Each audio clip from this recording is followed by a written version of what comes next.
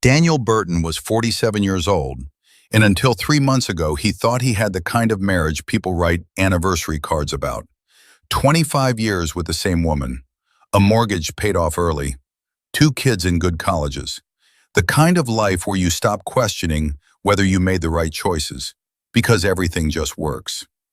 Then he came home early from a business trip to find his wife Casey in their kitchen, wearing a dress he'd never seen before, having coffee with a man who looked like he'd walked off a fitness magazine cover.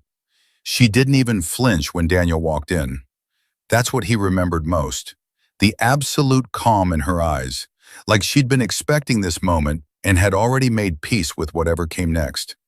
"Daniel," she said, setting down her coffee cup with deliberate precision, "we need to talk." The man stood up, extending his hand like they were at a networking event. "I'm Vince. I think it's better if I give you two some privacy." Daniel watched him leave through the front door, their front door, the one he'd repainted last summer, and turned back to his wife. Casey was 45, still beautiful in ways that made him grateful every morning he woke up next to her. Or at least, that's what he used to think. "I want a divorce," she said. No preamble, no tears, just 5 words that detonated his entire existence. He sat down because his legs suddenly felt unreliable. "What?" "I've been seeing Vince for 6 months. He's 32. He makes me feel alive again, Daniel. He makes me feel like I'm not just someone's mother or someone's wife. I'm just me." Daniel stared at her, trying to process words that seemed to be coming from a stranger wearing his wife's face. 25 years, Casey. We have 25 years together." "Exactly," she said, and there was something almost pitiful in the way she looked at him. 25 years of the same routine, the same conversations, the same predictable life. "I'm 45 years old, Daniel. I'm not dead yet. I deserve to feel young again." With a 32-year-old personal trainer? He's not just a trainer. He's a fitness entrepreneur. He's opening his own gym chain. Daniel would have laughed if his chest didn't feel like it was caving in. "How long have you been planning this?" "Does it matter?" Casey stood up, smoothing her dress. "I've already talked to an attorney. I want the house. I think that's fair, considering I'm the one who made it a home all these years while you were traveling for work." The house. Their 3-bedroom colonial in a quiet suburb of Charlotte, North Carolina, worth about $450,000, according to the last assessment, paid off 5 years ago after Daniel had taken on extra consulting projects to accelerate the mortgage payments. "You want the house," Daniel repeated slowly, "and half of your retirement accounts, half in North Carolina." She said it so matter-of-factly, like she was discussing a grocery list. Daniel's retirement portfolio was worth roughly $680,000, the result of 23 years of diligent saving and careful investing. He'd been an IT systems architect for a healthcare company, pulling in about $120,000 a year. Not wealthy, but comfortable, secure. "I also think," Casey continued, "that you should cover the kids' college expenses. All of it. They shouldn't suffer because of our choices." Their daughter Emily was a junior at UNC Chapel Hill. Their son Jason was a freshman at NC State. Between them, the remaining tuition and expenses would run close to $140,000. Daniel looked at his wife, really looked at her, and saw a stranger. "When did you become this person?" "I've always been this person. You just never paid attention." She picked up her purse from the counter. "I'm staying at Vince's apartment tonight. We can discuss the details through our attorneys." She left him sitting at their kitchen table, in their paid-off house, surrounded by 25 years of memories that apparently meant nothing at all. If you enjoy stories of sweet revenge, shocking betrayals, and justice served ice cold, like this video and subscribe to the channel now. There are brand new stories here every day, each one more intense than the last one. And tell me where you are watching from. The first 72 hours after Casey left were a blur. Daniel moved to his house like a ghost, seeing evidence of his wife everywhere. The throw pillows she'd insisted on buying, the paint colors she'd chosen, the family photos that now felt like artifacts from an archaeological dig of his previous life. His daughter Emily called on day 3. "Dad, Mom told me, are you okay?" He wanted to say yes. He wanted to be the strong, stable parent who had all the answers. Instead, he said, "I honestly don't know. She said you two had grown apart, that this was mutual." "It wasn't mutual, Em. I came home and found out my marriage was over. There's nothing mutual about that." There was a long pause. "She's really with a guy who's only 13 years older than me. That's weird, right?" "That's one word for it. Jason and I talked. We're on your side, Dad, just so you know." Daniel felt something crack in his chest. "You don't have to take sides. She's still your mother. A mother who's acting like she's having a midlife crisis sponsored by a protein shake company. We can love her and still think she's making terrible choices." After they hung up, Daniel sat in his home office and tried to think clearly. Casey wanted the house. She wanted half of everything. She wanted him to pay for their kids' education while she played house with a man young enough to be carded at bars. He could fight her. He could drag this through court, spend tens of thousands on attorneys, and maybe keep more of what he'd worked for. Or he could roll over, except that 25 years of marriage entitled her to destroy him financially and start over at 47 with nothing. Neither option felt like winning. That's when Daniel remembered something his father had told him years ago, back when Daniel had been debating whether to take a promotion that required relocating. "Son," his father had said, "when someone shows you who they really are, believe them, and then decide if that's someone you want in your life." Casey had shown him exactly who she was. A woman who valued feeling young over honoring commitments. A woman who could look at 25 years of partnership and see only stagnation. A woman who thought a 32-year-old's abs were worth more than a 47-year-old's loyalty. Daniel opened his laptop and started doing research. He looked up North Carolina divorce law. He read about equitable distribution, which wasn't the same as equal distribution. He learned about marital assets versus separate property. He discovered that adultery, while it didn't affect property division much anymore, could impact alimony decisions. Then he started looking into Vince. It wasn't hard. The guy had social media accounts plastered everywhere. Vince Chen, according to his Instagram bio, was a fitness entrepreneur, lifestyle coach, coming soon, Apex Performance Gyms. Daniel scrolled through photos of Vince doing pull-ups, Vince drinking green smoothies, Vince posing shirtless with motivational quotes overlaid. One post from 4 months ago showed Vince standing in front of a commercial property with the caption, "Big things coming. Investors believed in the vision. Hashtag future of fitness. Hashtag entrepreneur life. Investors." Daniel clicked through to the comments and found several people congratulating Vince on securing funding. One commenter asked how much he'd raised. Vince had replied with a flexing emoji and, "Enough to make dreams reality." Daniel sat back in his chair. Casey said Vince was opening his own gym chain. That required serious capital. Equipment, leases, staff, marketing, probably hundreds of thousands of dollars at minimum. Where did a 32-year-old personal trainer get that kind of money? He kept digging. Vince's Facebook was less curated, more personal. There were posts about struggling to make rent 3 years ago. Posts about finally paying off his student loans last year, $47,000 worth. Posts about saving up for a used BMW. Then, about 8 months ago, the tone changed. Suddenly, Vince was posting about investment opportunities, about taking calculated risks, about leveling up his life. He'd bought the BMW, a 2019 340i, based on the photos. He'd moved from a studio apartment to a 2-bedroom in a trendy part of Charlotte. And he'd started posting photos with Casey. They were subtle at first. Group shots from a charity 5K where Casey appeared in the background. A client success story post where Casey was identified only as S. A photo at a restaurant where Casey's hand was visible across the table. Daniel felt something cold settle in his stomach. The timeline was wrong. Casey said she'd been seeing Vince for 6 months, but these photos suggested they'd known each other for at least 8 months, maybe longer.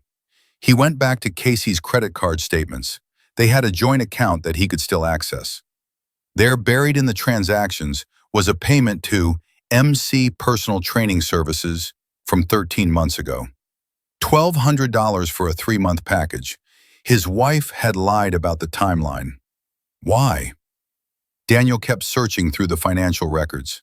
Casey had always handled the household accounts, while Daniel focused on their long-term investments. He trusted her. That trust was looking more foolish by the minute.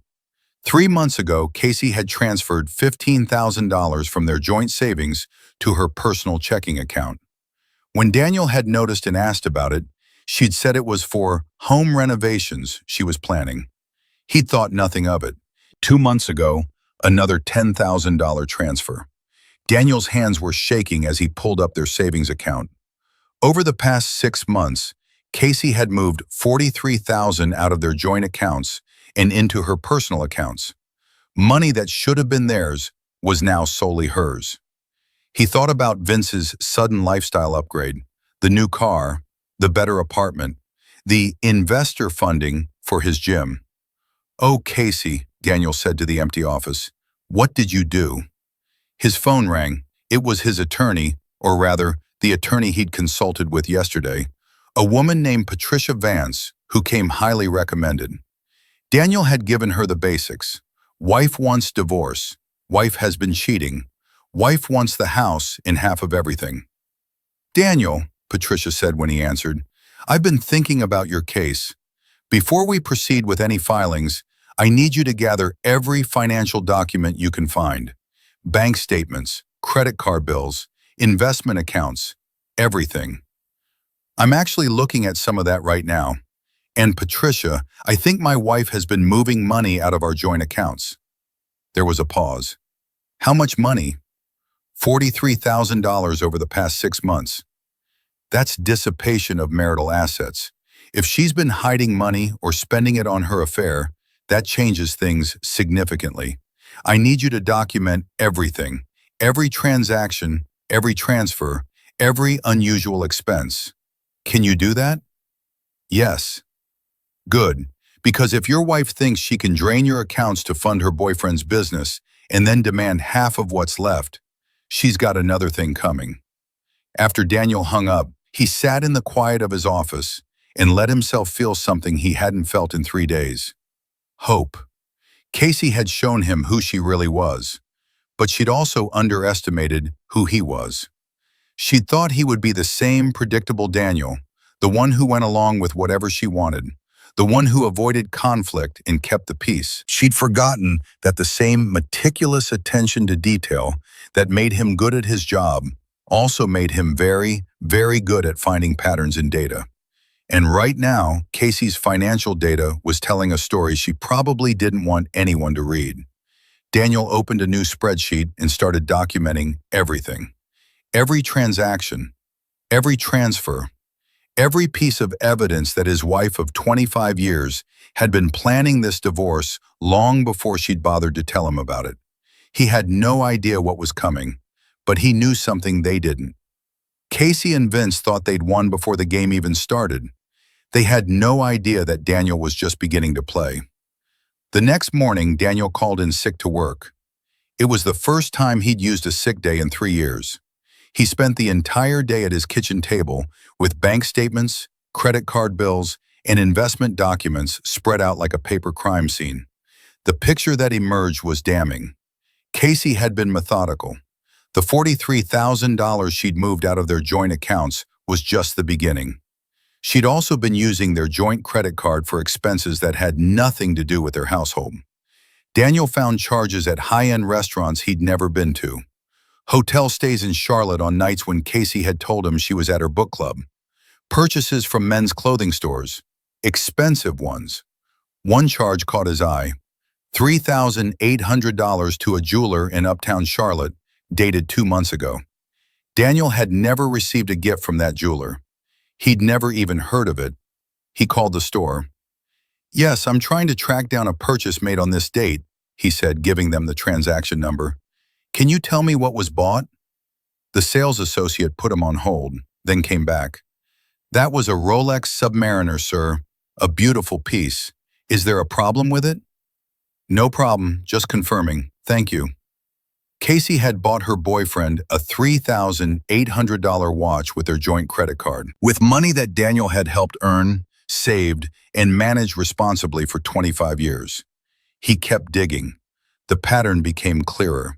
6 months ago, right around when Casey claimed the affair started, there had been a cash withdrawal of $8,000 from their savings. When Daniel had asked about it, Casey had said it was for a girls' trip to Miami that her sister was planning. Daniel called Casey's sister, Rebecca. "Hey, Rebecca, it's Daniel. Quick question. That Miami trip you and Casey took back in May, how was it?" Rebecca sounded confused. "Miami trip? Daniel, I haven't been to Miami in 5 years. And Casey and I haven't taken a trip together since Mom's 70th birthday party." "Right, sorry, I must be thinking of something else." After he hung up, Daniel added that to his growing list.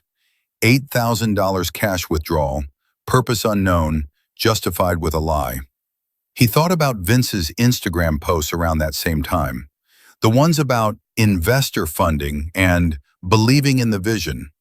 Daniel did some quick math. The transfers Casey had made, $43,000. The cash withdrawal, $8,000.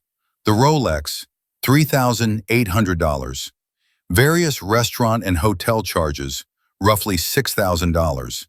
That was $60,800 in marital funds that Casey had either hidden or spent on her affair. In North Carolina, that was called dissipation of marital assets, and judges didn't look kindly on it. But Daniel wasn't done yet. He wanted to understand exactly how deep this went. He created a fake Instagram account and started following Vince's business page for Apex Performance Gyms. Vince had posted about his investor meeting 6 months ago, right when Casey had started moving money. He'd posted about securing the location 4 months ago, right after Casey had transferred another $15,000. He'd posted about finalizing equipment orders 2 months ago, right when Casey had bought him the Rolex. The timeline was perfect, too perfect. Daniel's phone buzzed with a text from Casey. "Have you talked to an attorney yet? We should get this process started. The sooner we settle, the easier it will be on everyone." He stared at the message. She wanted to settle quickly. Of course she did. The faster they divorced, the less time he had to discover what she'd been doing with their money. He texted back, "Yes, I have an attorney. She's preparing paperwork." Casey's reply came immediately. "Good. I think if we're both reasonable, we can avoid a messy court battle. I'm willing to be flexible on some things, if you are." Flexible. Daniel almost laughed. She'd stolen over $60,000 in marital assets, bought her boyfriend a luxury watch, and funded his business with their savings, and she wanted him to be flexible. He texted, "I'm sure we can work something out." What Casey didn't know was that Patricia Vance wasn't just preparing divorce paperwork. She was preparing a forensic financial analysis that would document every dollar Casey had moved, hidden, or spent. She was preparing interrogatories that would require Casey to disclose every bank account, every asset, every source of income. She was preparing for war. Daniel looked around his kitchen, the kitchen where Casey had calmly told him she wanted a divorce, where she'd stood in her new dress and announced she deserved to feel young again. He'd been in shock that day, hurt, devastated. Now he was something else entirely. Now he was focused. Casey wanted to feel young again? Fine. Let her feel young. Let her enjoy her 32-year-old boyfriend and his abs and his motivational Instagram posts. But she was going to pay back every penny she'd taken, and she was going to learn that 25 years of marriage meant something, even if she'd forgotten. Daniel opened his laptop and emailed Patricia everything he'd found. All the documentation, all the evidence, all the receipts, literally. Then he sat back and waited. Casey thought this divorce was going to be simple. She thought Daniel would roll over and accept whatever terms she dictated because that's what he'd always done. She thought she'd get the house, half the retirement accounts, and a fresh start with her boy toy, all funded by the husband she'd betrayed. What happened next was going to shock everyone, but especially Casey. Patricia Vance's office was in a sleek building in downtown Charlotte, the kind of place where everyone wore suits that cost more than Daniel's monthly car payment. He'd never felt comfortable in spaces like this, but when Patricia had called him in for an emergency meeting 3 days after he'd sent her the financial documents, he'd shown up without hesitation. "Daniel," Patricia said, gesturing to the chair across from her mahogany desk, "we need to talk about what you found." She was in her early 50s, with silver hair pulled back in a tight bun and eyes that missed nothing. Daniel had chosen her specifically because other attorneys spoke about her with a mixture of respect and fear. "Is it enough?" Daniel asked. Patricia opened a folder thick with printouts. "Enough? Daniel, your wife has been systematically draining marital assets for over a year. This isn't just dissipation, this is potential fraud. Look at this." She spread out a timeline she'd created, with every transaction highlighted and categorized. The transfers to her personal account total $43,000. The cash withdrawals totaled $12,000. I found 4 more you'd missed. The credit card charges for expenses clearly related to her affair total $9,200. That's $64,200 in marital funds that she's either hidden or spent on her boyfriend. Daniel felt his jaw tighten. "Can we get it back?" "Better than that. In North Carolina, when one spouse dissipates marital assets, the court can award the other spouse a disproportionate share of the remaining assets to compensate. Your wife took $64,200? The judge can award you that amount plus your equitable share of what's left. So she doesn't just lose what she took, she loses more?" "Exactly. But there's something else." Patricia pulled out another document. "I did some checking on Vince Chen. He filed articles of incorporation for Apex Performance LLC 6 months ago. And according to the filing, the company received an initial capital investment of $50,000. The number hung in the air between them. "That's almost exactly what Casey took," Daniel said quietly. "Almost exactly," Patricia confirmed. "Now, I can't prove that Casey gave Vince that money without subpoenaing his financial records, which we can do during discovery. But the timing is extremely suspicious. And if we can prove that she used marital funds to invest in her boyfriend's business, that investment is considered a marital asset." Daniel blinked. "Meaning what?" "Meaning you'd be entitled to half of whatever stake she has in his company. If she gave him $50,000 for, say, a 25% ownership interest, you'd be entitled to half of that, 12.5% of his business." For the first time in weeks, Daniel felt something like satisfaction. "She tried to steal our money to fund her boyfriend's gym, and instead she might have bought me a piece of it?" "Possibly, but here's where it gets interesting." Patricia pulled out yet another document, Vince's Instagram posts, printed and annotated. "Your wife's boyfriend has been posting about his investor for months. Singular. Not investors, plural. One investor who believed in the vision. And all of these posts started right after your wife made her first major transfer. So we can prove it was her. With the right discovery requests, yes, but there's more." Patricia's smile was sharp. "I pulled property records. Vince signed a 5-year commercial lease for his gym location 4 months ago. The lease required a security deposit of $15,000 and first and last month's rent totaling another $8,000. That's $23,000 up front." Daniel remembered the dates. 4 months ago, Casey had transferred exactly $15,000 from their savings. "She funded his lease deposit," he said. "She funded his entire business launch. the initial capital investment, the lease deposit, the equipment purchases.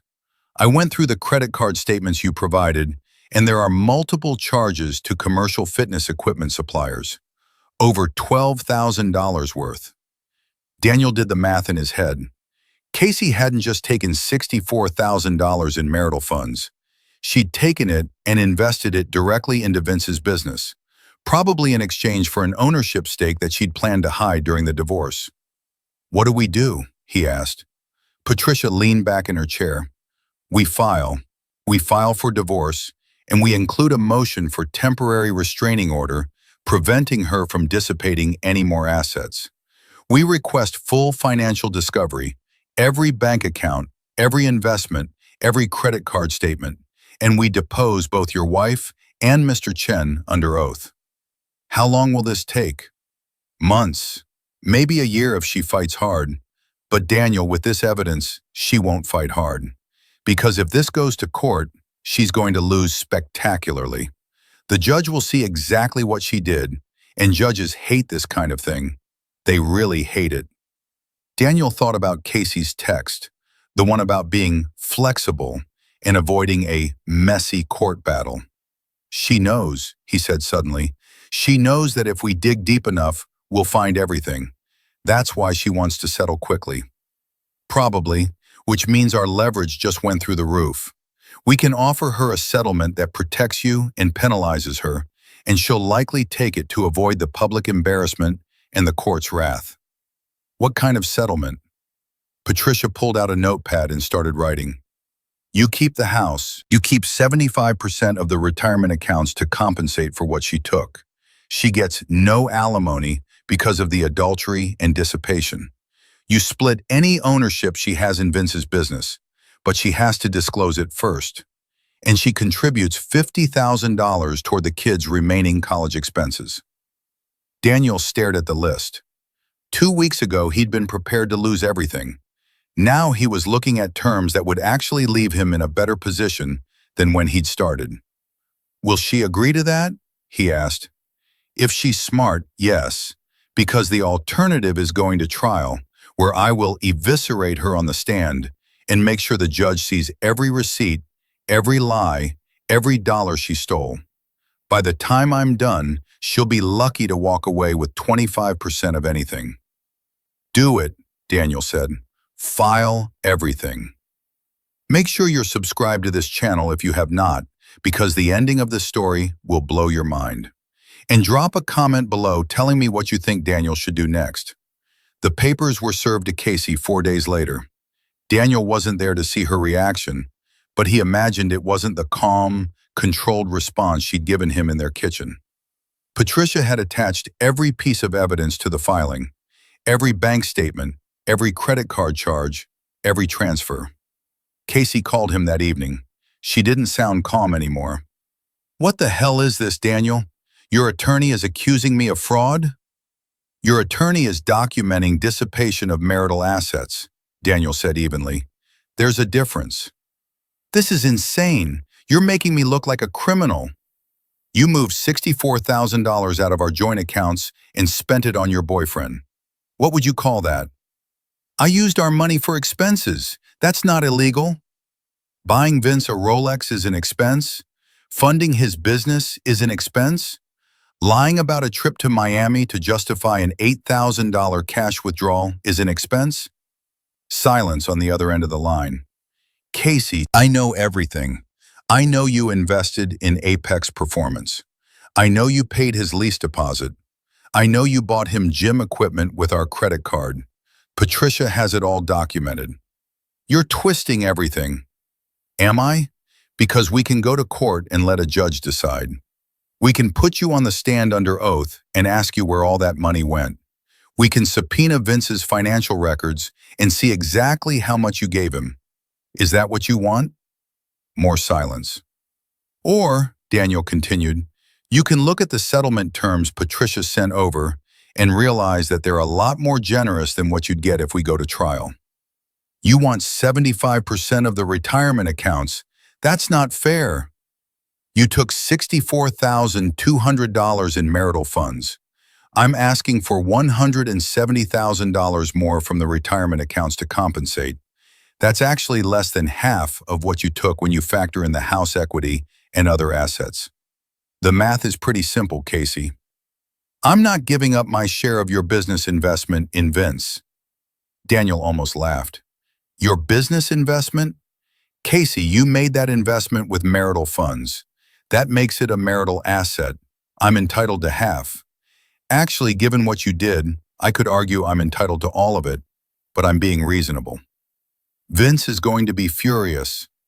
I imagine he will be, especially when he finds out that the money his investor girlfriend gave him wasn't actually hers to give. Does he know you're married, by the way? Did you tell him where the $50,000 came from? The silence told Daniel everything he needed to know. You didn't tell him, Daniel said. He thinks you're some successful businesswoman with money to invest. He has no idea you stole it from your husband. I didn't steal anything. Then explain it to a judge. Explain why you transferred $43,000 to your personal account over 6 months. Explain the cash withdrawals. Explain the Rolex. Explain all of it under oath, where lying is a crime. He could hear Casey breathing on the other end of the line, could practically feel her weighing her options. I need to talk to my attorney, she said finally. You do that. You have 10 days to respond to the settlement offer. After that, we go to discovery, and I promise you, Casey, you don't want that. Discovery means depositions. It means Vince gets deposed. It means all of this becomes part of the public record. Everyone will know what you did. Your friends, your family, your coworkers. Everyone. You wouldn't. Try me. You wanted a divorce because you needed to feel young again? Fine. But you're not going to destroy me financially to fund your midlife crisis. Those days are over. He hung up before she could respond.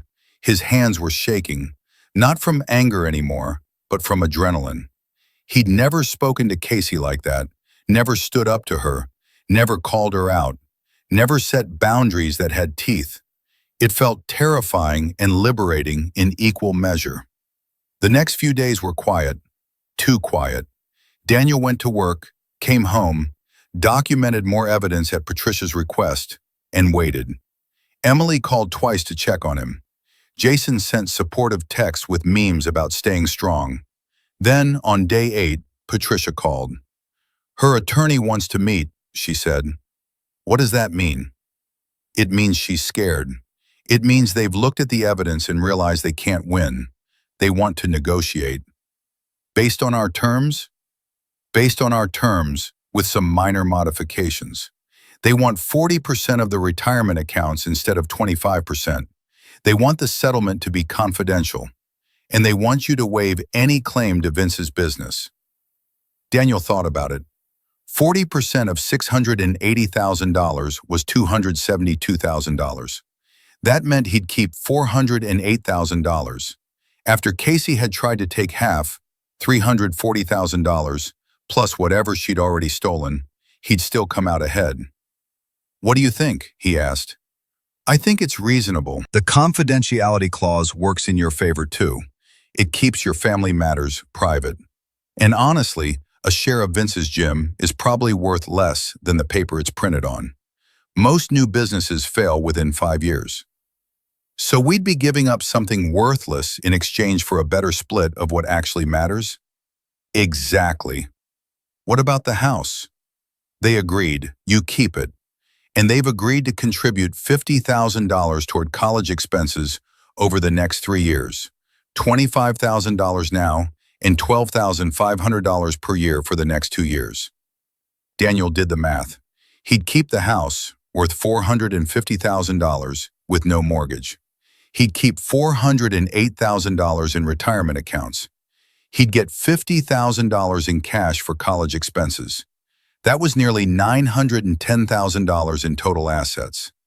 Casey would get $272,000 and whatever Vince's gym was worth, assuming it ever turned a profit. She's getting less than a third of our total assets, Daniel said slowly. That's what happens when you dissipate $64,000 in marital funds. The court compensates the wronged spouse. We're just doing it through settlement instead of trial. Do it. Accept the terms. You're sure? Daniel thought about Casey in his kitchen, calm and certain as she destroyed their marriage. He thought about her texts asking him to be flexible. He thought about her spending their money on a man 13 years older than their daughter. I'm sure. I'll draw up the papers. Daniel, you should be proud of yourself. A lot of people in your situation would have rolled over and accepted whatever terms their spouse demanded. You fought back, and you won. After they hung up, Daniel walked through his house now, legally and completely. He thought about what came next. Casey would move out. The divorce would be finalized. Life would continue. But he wasn't done yet. There was still one more move to make, one more card to play. Because Daniel had realized something important over the past few weeks. He wasn't the same person he'd been when Casey left him. He'd learned to stand up for himself. He'd learned to fight for what was fair. And he'd learned that sometimes the best revenge wasn't revenge at all. It was letting people face the consequences of their own actions. Casey had consequences coming. She just didn't know it yet. The settlement was finalized 3 weeks later in a conference room at Patricia's office. Casey arrived with her attorney, a nervous-looking man named Robert Klein, who kept checking his phone like he'd rather be anywhere else. Daniel watched Casey walk in. She looked different, thinner, with shadows under her eyes that makeup couldn't quite hide. She wouldn't meet his gaze. "Let's keep this professional and brief," Robert said. "My client has agreed to the terms as outlined. We just need signatures." Patricia distributed the documents. Daniel read through them carefully, even though he'd seen them multiple times already. Everything was there: the house, the retirement account split, the college contribution, the confidentiality clause. He signed. Casey signed. It was over. "My client will vacate the marital residence within 30 days, Robert said. "She requests that you not be present during the move." "That's fine," Daniel said. He looked at Casey. "Where are you going?" She glanced up, surprised he'd spoken directly to her. "That's not really your concern anymore. Just curious if Vince's apartment has room for all your things." Her expression hardened. "Actually, I'm getting my own place, a condo downtown." "Funded by your share of the settlement?" "Funded by my money, yes." Daniel nodded slowly. He wanted to say something cutting, something that would hurt her the way she'd hurt him. But looking at her across the table, he realized he didn't need to. She'd already lost. She'd traded 25 years of marriage, a paid-off house, financial security, and her children's respect for a 32-year-old with abs and a gym that probably wouldn't survive its first year. She'd gambled everything on feeling young again, and she'd lost. "I hope it's worth it," Daniel said quietly. Casey's eyes met his for the first time. "What?" "The condo, the freedom, Vince, all of it. I hope it's worth what you gave up." She looked away. "We're done here." They gathered their things and left. Casey and her attorney through one door, Daniel and Patricia through another. In the parking garage, Patricia shook his hand. "Congratulations, Daniel. Not many people walk away from a divorce this well positioned. Thank you for everything. Stay in touch. And Daniel, don't let what she did make you cynical. Not everyone is like that." He drove home, to his house, and sat in the driveway for a long moment before going inside. Emily was waiting in the kitchen. She'd driven down from Chapel Hill to be there for him. "How did it go?" she asked. "It's done. Official. We're divorced." She hugged him, and Daniel felt something in his chest finally relax. "You okay, Dad?" Yeah, I think I am. Jason and I were talking. We want you to know that we don't blame you for any of this. And we're not going to let Mom pretend like this was some mutual, amicable split. We know what she did." Daniel pulled back to look at his daughter. She's still your mother. You can love her and disagree with her choices." We can also love you and support you completely, which is what we're doing. They ordered pizza and ate it in the living room, watching terrible reality TV and not talking about the divorce. It felt normal. It felt like the beginning of something new. Later, after Emily had gone to bed in her old room, Daniel sat in his office and thought about everything that had happened. Casey had wanted someone younger. She'd wanted to feel alive again. She'd wanted excitement and passion and all the things she apparently couldn't find in their marriage. And what had she gotten?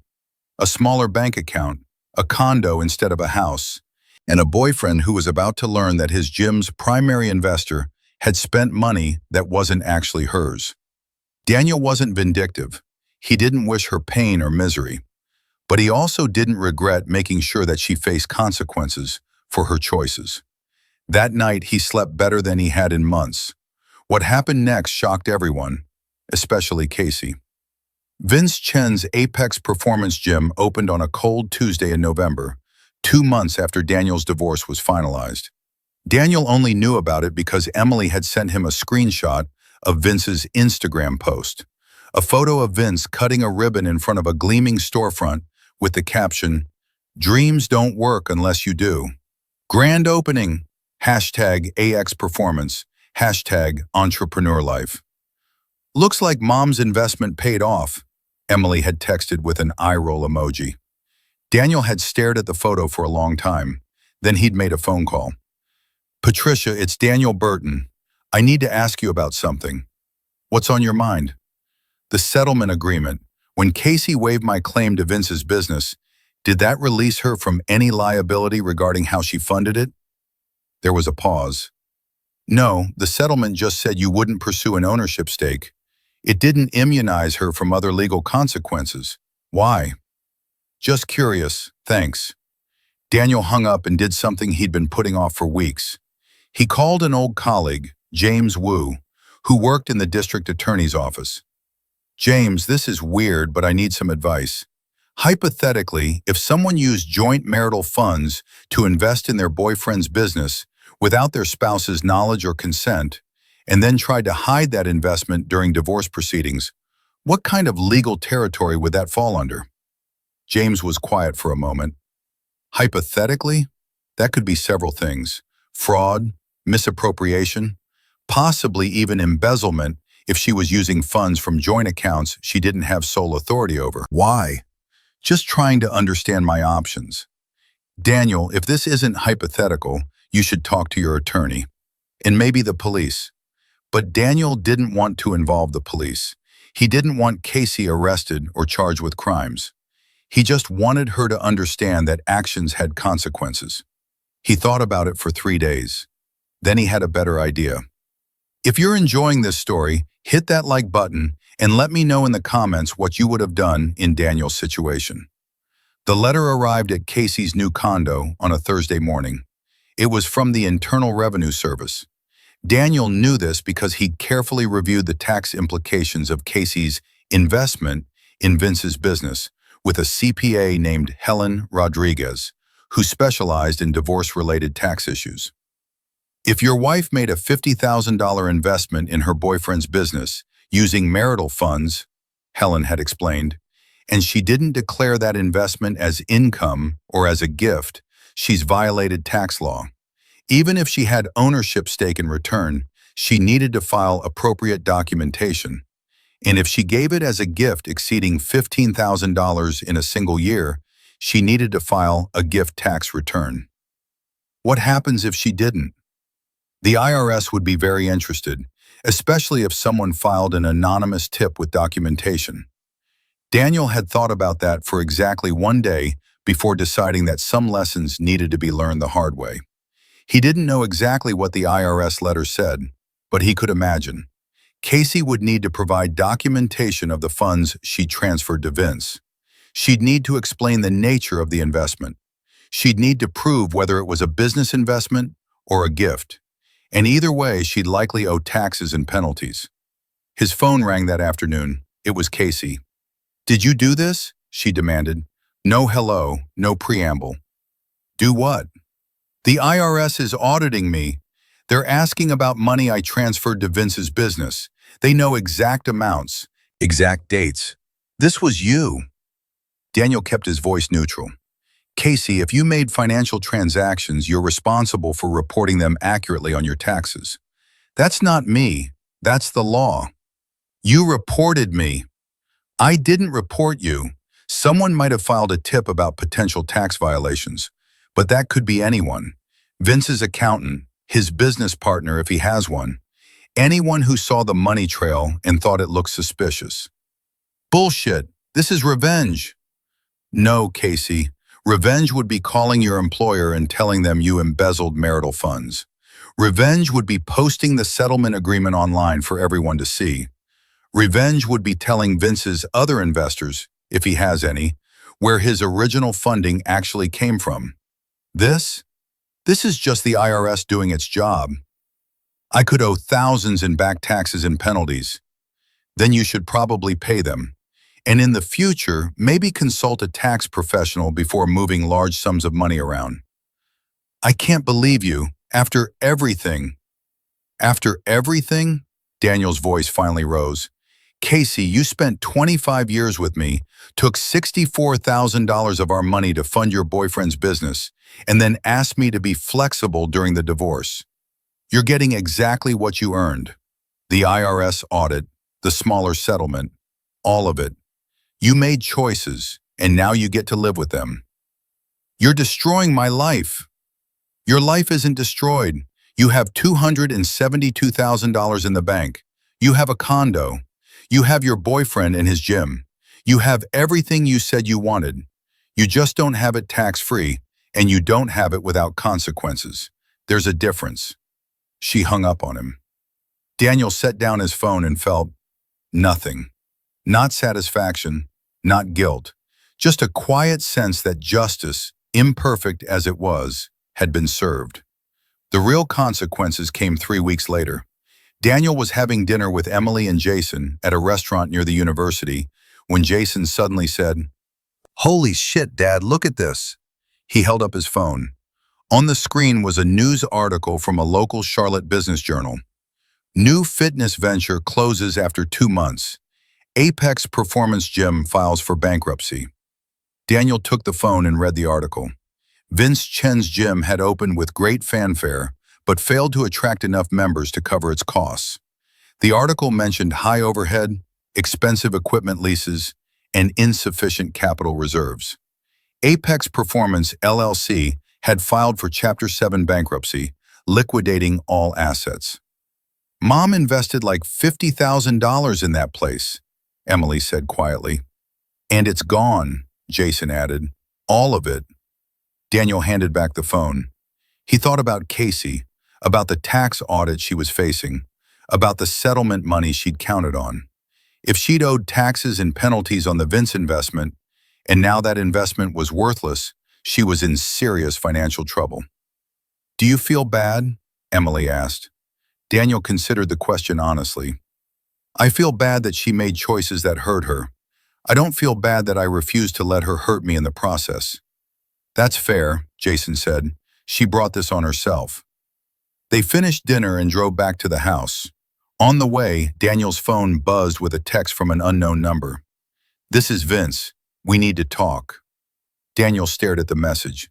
Then he typed back, I don't think we have anything to discuss. Casey told me everything. About the money, about the settlement, about you reporting her to the IRS. Then you know it was her money to lose, not mine. She's devastated. The audit, my business failing. She's broke, Daniel. That's unfortunate, but it's also not my problem. She made her choices. You're a cold bastard. No, I'm someone who refused to be destroyed by my wife's affair and her financial crimes. There's a difference. Good luck with whatever comes next for you. Daniel blocked the number. That night, he sat in his office and thought about everything that had happened over the past 6 months. The shock of Casey's betrayal, the discovery of what she'd done with their money, the divorce proceedings, the settlement, and now the aftermath. Casey had wanted to feel young again. She'd wanted passion and excitement and freedom from the predictable life they'd built together. And she'd gotten it. She'd gotten a younger boyfriend. She'd gotten freedom. She'd gotten excitement. She'd also gotten an IRS audit, a failed investment, and financial instability at 45 years old. Daniel hadn't planned for Vince's business to fail.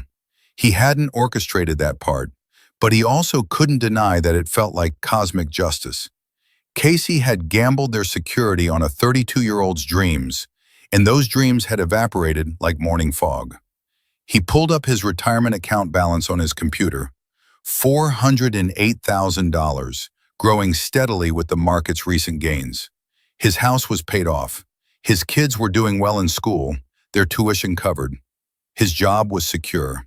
He'd survived. More than that, he'd made sure that the person who tried to take advantage of his trust had faced real consequences. Not because he was vindictive, but because some lessons can only be learned through pain. 6 months after the divorce was finalized, Daniel ran into Casey at a grocery store. She was in the produce section, examining apples with the same careful attention she'd always given to selecting fruit. She looked older, tired. The shadows under her eyes were deeper now, permanent. "Casey," he said, because ignoring her felt petty. She looked up, startled. "Daniel, hi. How are you?" It was a meaningless question, but she answered anyway. "I'm managing, living in a smaller place now. The condo was too expensive after everything. I heard about Vince's gym." "Yeah." She put down the apple she'd been examining. "That was a disaster. I lost everything I invested, and the IRS, I'm still paying off what I owe them." Daniel nodded. "I'm sorry you're going through that." "Are you, though?" He thought about it honestly. "I'm sorry that you made choices that hurt you. I'm not sorry that I protected myself from those same choices." Casey was quiet for a moment. Then she said, "I was angry at you for a long time, for the settlement terms, for the IRS thing, for all of it. And now? Now I'm just angry at myself." She looked at him directly for the first time. "I threw away 25 years for a fantasy, for a man who wasn't even who I thought he was. Vince and I broke up 2 months ago. Turned out he was more interested in my money than in me." Daniel felt something shift in his chest. Not satisfaction, something closer to sadness. "I'm sorry. You warned me, at the settlement meeting. You asked if it was worth it." She laughed, but there was no humor in it. "It wasn't, in case you were wondering." "What are you going to do?" "Keep working, keep paying my debts. Try to rebuild some kind of relationship with Emily and Jason, though I don't know if that's possible. They're pretty angry with me." "Give them time. They're your kids. They'll come around eventually." "Maybe." She picked up her basket. "I should go. It was good to see you, Daniel. You look happy." "I'm getting there." He watched her watch away, this woman he'd spent 25 years with, who'd become a stranger in his kitchen, and was now just someone he used to know. He didn't feel triumphant. He didn't feel vindicated. He just felt free. That evening, Daniel had dinner with Emily and Jason at his house, their house, the one they'd grown up in. Emily had graduated from UNC and gotten a job in Charlotte. Jason was thriving at State. They gathered at the kitchen table, the same table where Casey had once announced she wanted a divorce. "Mom texted me today," Emily said. "She wants to have lunch." "Are you going to go?" Daniel asked. "I don't know. Maybe. She's still my mom, even if I'm disappointed in her choices." "That's very mature of you," Jason rolled his eyes. "She literally destroyed our family for a guy with a gym and abs. I'm not that forgiving yet." "You don't have to be," Daniel said. "But eventually, you might find that holding on to anger hurts you more than it hurts her." "Is that what you did? Let go of your anger?" Daniel thought about it. "I made sure there were consequences for what she did. I protected myself financially and legally. But once that was done, yeah, I let go of the anger. It wasn't serving any purpose except making me miserable." "You're better than I am," Jason muttered. They ate dinner and talked about other things. Emily's new job, Jason's upcoming exams, plans for Thanksgiving, normal things, family things. After they left, Daniel sat in his living room and thought about the past year, the devastation, the betrayal, the fight to protect what was his, the victory, imperfect but real. He thought about Casey in the grocery store, smaller somehow, diminished by her own choices. He thought about Vince, whose dreams had bankrupted him before he turned 33. And he thought about himself, 48 now, older but also wiser, stronger, more aware of his own worth. Casey had wanted someone younger because she'd equated youth with vitality, with possibility, with value. She'd looked at their 25 years together and seen stagnation instead of stability. She'd looked at Daniel and seen predictability instead of reliability. She'd been wrong, but she'd had to lose everything to learn that lesson. The money, the boyfriend, the fantasy of starting over. Daniel had learned a different lesson, that sometimes the best revenge isn't revenge at all. It's building a good life and refusing to let someone else's choices destroy it. He pulled out his phone and texted Patricia, "Thank you for everything." She replied quickly, "You did the hard work. I just helped you navigate the system. How are you doing?" "Better than I expected. Better than I probably deserve." "You deserve to be happy, Daniel. Don't forget that." He set down his phone and looked around his house. His home. The place he'd fought to keep, not out of spite, but because it represented something important. Stability, security, the life he'd built through decades of work and care. Casey had traded that stability for excitement, for passion, for the illusion of youth. And in the end, she'd learned what Daniel had known all along, that some things, once traded away, can never be reclaimed. That 25 years of partnership had value, even if she'd been too blind to see it. That the grass isn't greener on the other side. It's just different grass, and it still needs to be watered and maintained and cared for. Daniel had learned something too. He'd learned that he was stronger than he'd thought, that he could stand up for himself, that he deserved respect and honesty and fidelity, and that it was okay to demand those things. He'd learned that sometimes people show you who they really are, and when they do, you should believe them. And he'd learned that justice, real justice, isn't always loud or dramatic. Sometimes it's quiet. Sometimes it's just making sure that people face the natural consequences of their own decisions. Casey had wanted someone younger. She'd wanted to feel alive again. She'd wanted freedom from the life they'd built together. And Daniel's response, the thing that had left her speechless, though she'd never admit it, wasn't anger or begging or trying to win her back. It was simply refusing to be destroyed by her choices. It was protecting what was his. It was making sure that if she wanted to burn down their marriage, she'd have to face the consequences alone. That was the thing she'd never expected. That Daniel would fight back, that he would document everything, that he would make sure she couldn't steal from him without penalty, that he would show her, through actions rather than words, that 25 years of loyalty and partnership had value, and that discarding them came with a price. A year after the divorce, Daniel was sitting in his office when he received an email from Casey. "Daniel, I've been thinking a lot about what happened between us. I know I hurt you badly. I know I made terrible choices. I know I threw away something valuable for something worthless. I'm not asking for forgiveness. I don't deserve it. I'm just writing to tell you that you were right about everything. I thought I needed excitement and youth and passion. What I actually needed was to appreciate what I had. I hope you're happy.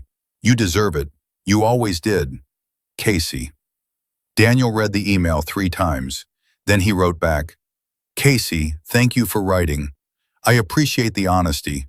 I've spent the past year learning to build a life that doesn't depend on anyone else's validation or choices. It's been hard, but it's also been good. I'm happy. I hope someday you will be too. Take care of yourself. Daniel." He hit send and closed his laptop. That was it, the final chapter. The end of 25 years. He'd survived. He'd protected himself. He'd made sure there were consequences for betrayal, and now he was free to move forward. Sometimes the best revenge isn't revenge at all. It's letting people face the consequences of their own actions while you build a life so good they regret what they lost. Casey had wanted someone younger. She'd gotten exactly what she wanted, and she'd lost everything that mattered in the process. Daniel had lost a marriage, but he'd kept his dignity, his security, and his self-respect. In the end, that made all the difference. Daniel's story isn't just about a failed marriage or a contentious divorce. It's a masterclass in understanding that every choice we make carries weight, and that betrayal, no matter how justified it feels in the moment, eventually demands payment. Casey's fundamental mistake wasn't falling out of love with Daniel. It wasn't even her affair with Vince. Her critical error was believing that excitement and youth were more valuable than stability and partnership. After 25 years of marriage, she looked at her life and saw monotony instead of security. She saw predictability instead of reliability. She convinced herself that a 32-year-old's abs and enthusiasm could replace 2.5 decades of shared history, mutual sacrifice, and unwavering commitment. This is a lesson many learn too late. The grass isn't greener on the other side. It's just different grass, and it requires the same care, attention, and work that any relationship demands. The thrill of something new inevitably fades, and when it does, you're left with whatever foundation you've built, or in Casey's case, with nothing at all. What transformed Casey's midlife crisis from a personal tragedy into a financial disaster was her decision to lie and steal. She didn't just leave her marriage, she systematically drained marital assets to fund her boyfriend's business venture. She moved $64,000 without Daniel's knowledge or consent. She lied about where the money went. She planned to hide her investment during divorce proceedings. The lesson here is stark. Dishonesty compounds problems. If Casey had simply asked for a divorce, honestly, she might have walked away with a fair settlement and maintained some dignity. Instead, her deception ensured she faced legal consequences, tax penalties, and ultimately lost far more than she would have in an honest separation. Every lie she told, every dollar she moved, created evidence that would later be used against her.